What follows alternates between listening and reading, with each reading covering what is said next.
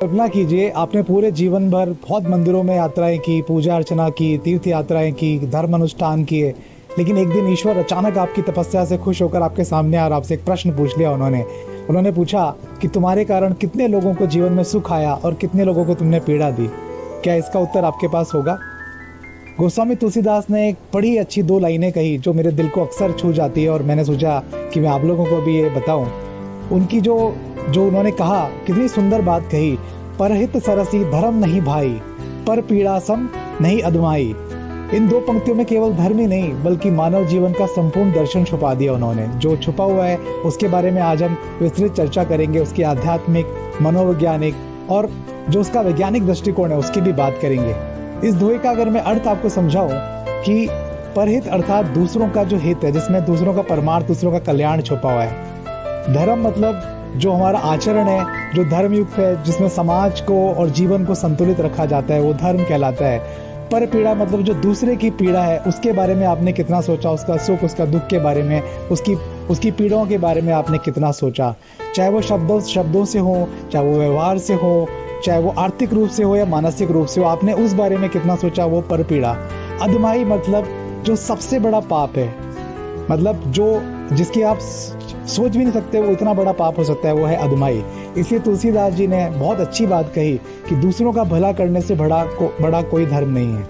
हमारे धर्म में अक्सर हम बात करते हैं कि दूसरों का परमार्थ करो, दूसरों के कल्याण की बात करो, दूसरों के अच्छे की बात करो।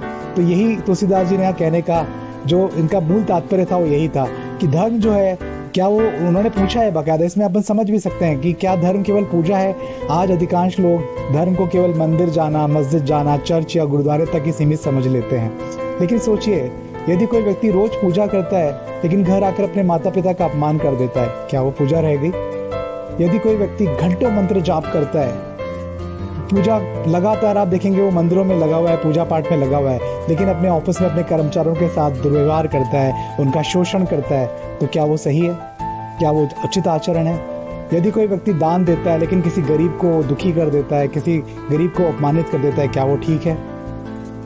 तो क्या वास्तव में जो धार्मिक है, अगर उसकी हम व्याख्या करेंगे तो क्या होगा? तुलसीदास जी कहते हैं कि सच्चा धर्म जो है वो हमारे व्यवहार में दिखाई देता है, केवल कर्मकांड में नहीं दिखाई देता है। जो तुलसीदास जी की ये जो दोनों पंक्तियां हैं उसका सीधा सार ये है कि जो भी है हमारे व्यवहार में आएगा। धर्म अगर हम मानेंगे तो हमारा सच्चा व्यवहार होगा, जो मानव जाति के प्रति कल्याणकारी बातें होंगी, वही हमारा सच्चा व्यवहार होगा। भगवान श्री राम को मर्यादा पुरुषोत्तम क्यों कहा गया? इसलिए नहीं कहा गया कि उन्होंने पूजा अर्चना की, वो भगवान भोलेनाथ की बहुत पूजा करते थे तो उन्होंने केवल पूजा की, इसलिए क्या वो मर्यादा पुरुषोत्तम कहलाए? नहीं, उन्होंने हर व्यक्ति का सम्मान किया। निषाद राज को आप याद करिए, उन्होंने निषाद राज को गले लगाया, शबरी के बेर उन्होंने खाए, मतलब वो शबरी सालों से इंतजार कर रही थी और उसने इतने प्रेम से जब बेर दिए तो वो भूल गए शबरी के बारे में और उन्होंने बड़े प्यार से उन शबरी के बेरों को खाया। उन्होंने हर उस व्यक्ति का हित किया जो उनके संपर्क में आया। उन्होंने लगातार कोशिश की, अगर कोई उनके पास आ रहा है और वो बड़े भाव से अगर उनके पास आ रहा है तो वो हमेशा प्रयास में रहे कि किसी भी तरह उसका कल्याण हो जाए। यही जो है ये है परहित, जो श्री राम ने सोचा, जो उनके कैरेक्टर में बहुत भली बात ये आप देख सकते हैं, उनके हर चीज़ में आप देखेंगे तो वो परहित उनको हमेशा नजर आया। आधुनिक जीवन में इस दोहे का जो अर्थ है वो है, आज परपीड़ा केवल किसी को मारना नहीं है, सोशल मीडिया पर किसी का अपमान कर देना, झूठी अफवाह फैला देना, ऑनलाइन धोखाधड़ी कर देना, किसी के साथ दुर्व्यवहार कर देना, किसी कर्मचारी का, अगर आपके साथ कोई काम कर रहा है, कोई मातहत है, आपने उसका मेहनताना रोक दिया, आपने उसके मेहनताने में गड़बड़ी कर दी, वो भी कहीं ना कहीं एक अहित का काम है, एक मानव हित से अलग हट के बात हो गई। आप कर तो गलत ही रहे, ये सभी परपीड़ा के रूप कहलाएंगे। दूसरी ओर अगर हम बात करते हैं कि किसी विद्यार्थी की फीस अगर आप भर देते हैं, मान लीजिए किसी कोई गरीब है वो नहीं भर पा रहा है, आप उसकी फीस भर दीजिए। किसी भूखे को भोजन आपने दे दिया, जो हम लोग सभी करते हैं, हमारे धर्म में कहा गया है कि भूखे को भोजन देना बहुत बड़ा एक पुण्य का काम है।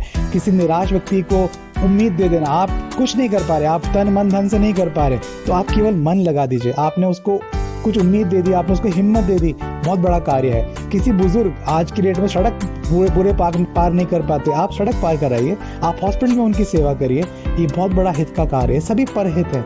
विज्ञान क्या इस बारे में अगर हम विज्ञान की बात करेंगे तो विज्ञान ने भी, न्यूरोसाइंस ने भी बहुत बड़ी बात बताई कि जब हम किसी को निस्वार्थ सहायता करते हैं तो मस्तिष्क जो है उसमें डोपामीन, ऑक्सीटोसिन, सेरोटोनिन, ये तीनों हार्मोन रिलीज होते हैं जो बेसिकली स्ट्रेस बस्टर कहे जाते हैं। हमारा मन अच्छा होता है, हमारी जो भावना है वो अच्छी जागृत होती है, हमारे अंदर ये जो रसायनों का स्तर बढ़ता है, इससे हमारे अंदर खुशी, जो कहते हैं ये खुशी के केमिकल कहे जाते हैं, तो हमारे अंदर खुशी का संचार होता है।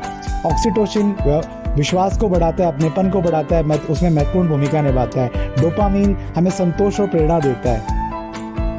सेरोटोनिन जो है वो मानसिक संतुलन, सकारात्मक मनोदेशों से जुड़ा हुआ है, तो हमारे अंदर इन चीज़ों की पुष्टि करता है। तो अगर हम बात करते हैं कि दया और सेवा केवल आध्यात्मिक रूप से ही नहीं बल्कि मानसिक स्वास्थ्य के लिए भी लाभदायक हो सकती है। दोस्तों, अगर हम बात करेंगे, शायद यही कारण है कि दूसरों की सहायता करने के बाद मन जो है वो बड़ा प्रफुल्लित हो जाता है, एक अनोखी शांति मिलती है, एक महसूस होता है कि आज जो कार्य किया, अगर किसी को हमने खुशी दे दी, किसी के लिए हमने थोड़ा सा कुछ भी ऐसा कर लिया जिससे उसको खुशी मिल रही है, तो ये बहुत एक अनोखी शांति हमारे दिल को दे जाता है। इसीलिए कहते हैं जो कर्म का सिद्धांत है, किसी की सहायता कभी व्यर्थ नहीं जाती, यही कर्म का सिद्धांत है। अगर आप सहायता करेंगे तो वो व्यर्थ नहीं जाएगी, वो आज नहीं कल, कल नहीं परसों, वो आपको वापस डबल में, ट्रिपल में लौट के आने वाला है। किसी को दिया गया दुख कहीं भी ना लौट कर नहीं, कभी भी लौट कर नहीं आएगा, वो शायद डबल होकर के हमको वापस दुख के रूप में ही आएगा।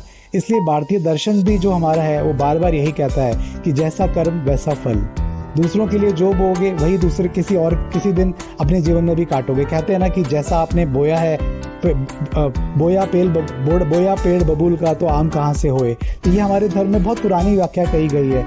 एक छोटी सी कहानी है, एक साधु नदी के किनारे बैठे थे, उन्होंने देखा कि एक बिच्छू बार बार पानी में गिर रहा है। उन्होंने बहुत करीब से जब उसको देखा तो उसको बचाते हो बार बार, और उस बिच्छू जब वो उसको बचा रहे थे तो बिच्छू उनको डंक मार देता है, क्योंकि बिच्छू की अपनी आदत है।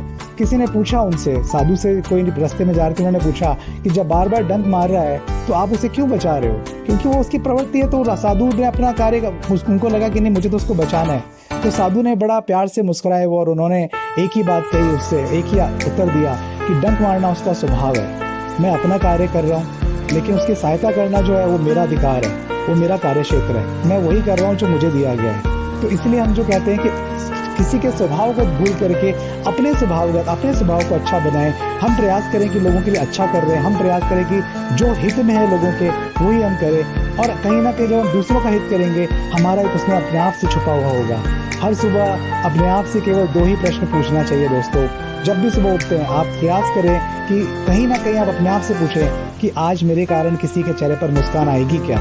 और जैसे आप इसका आंसर ढूंढेंगे, आप खुद प्रयास करने लगेंगे और आप कोशिश करेंगे कि किसी ना किसी के चेहरे पे मुस्कान ला पाए। दूसरा प्रश्न आप पूछ सकते हैं कि आज मेरे किसी शब्द या व्यवहार से किसी को दुख तो नहीं पहुंचेगा। जैसे ही आपने ये सवाल अपने अंदर डाला, आपका मन स्वतः ही ये कहने लगा कि नहीं, मेरे कारण किसी को तकलीफ नहीं होनी चाहिए, किसी को दुख नहीं होना चाहिए। इन 2 प्रश्नों का उत्तर जो है, अगर वो बिल्कुल सही है, तो समझिए कि आपने उस दिन सबसे बड़ा धर्म निभा लिया है। तो दोस्तों, कहीं ना कहीं ये जो चीज़ें हैं जो हमारे धर्म में कही गई है, ये बहुत बड़ी चीज़ है। इसकी व्याख्या हमारे धर्म के अंदर हमको दूसरों के हित में ही कहीं ना कहीं जो है वो अपना सुख छुपा होता है, अपनी खुशी छिपी होती है। और हमको ये सोचना चाहिए कि दूसरों के जो अच्छे कार्य हैं, उसी के कारण जो परमार्थ में, जिसके कारण परमार्थ कहा गया है कि अच्छे कार्य करते रहिए तो परमार्थ मिलता है। अच्छे कार्य करते रहिए, आपका हित अपने आप सज जाता है। तो तुलसीदास की ये जो कथन थे, ये बहुत अच्छे लगे मुझे लगा इसकी व्याख्या करनी चाहिए। इसके सारे रूप मैंने आपके सामने यहाँ उपस्थित किए हैं। अगर आपको पसंद आया वीडियो तो फॉरवर्ड भी करिए, लाइक भी करिए, सब्सक्राइब भी करिए। Thank you so much. जय सिया राम।